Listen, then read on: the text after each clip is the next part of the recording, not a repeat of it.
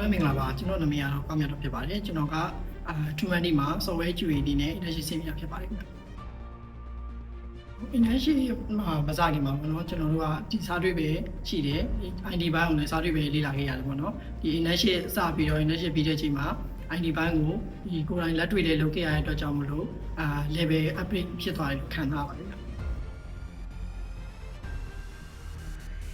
challenge ဖြစ်ဆုံးဆိုလို့ရှိရင်ကျွန်တော်ကဒီ migration ပေါ့နော် migration မှာပေါင်းနေရတာအများကြီးပဲchallenge လည်းဖြစ်တယ်ခုနကပြောရပါတယ်ခင်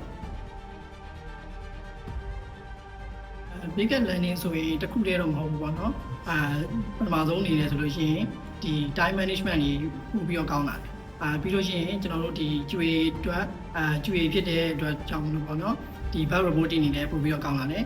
ပြီးရင်ကိုယ်ပိုင်အတွက်ဆိုလို့ရှိရင်လည်း confidence တွေပို့ပြီးတော့ကောင်းလာပါတယ်မနီမှာလို့ကလည်းပြောပါတယ်ခင်ဗျာဘာလို့လဲဆိုတော့ဒီ True Money ကဒီ senior ကိုမားတွေကလည်းအကုန်လုံးက friendly ဖြစ်တယ်အကုန်လုံးကတကူဆိုလို့ရှိရင်လည်းကူညီပေးကြတာဖြစ်တဲ့အတွက်ကြောင့်မလို့ညောင်းပြောပါတယ်ဟုတ်ဒီကျွန်တော်တို့ပေါ့နော်ကျွန်တော်တို့ဆိုလို့ရှိရင်ပေါ့နော်ဒီမှာ internship ဆင်းလိုက်တဲ့အချိန်မှာ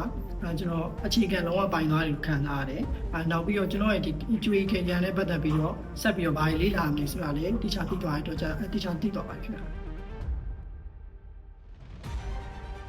work fasting ဆိုလို့ရှိရင်တော့ကျွန်တော်ရဲ့ senior မှာမဲ့နာပဲပြောရမယ်ပေါ့နော်အလုပ်ကိုလည်းတေချာလေးတင်ပေးတယ်အလုပ်တင်ပေးတဲ့ပြီးတော့မှတခြား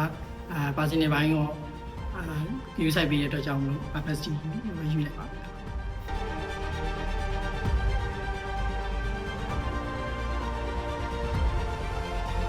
We are too many. Yeah.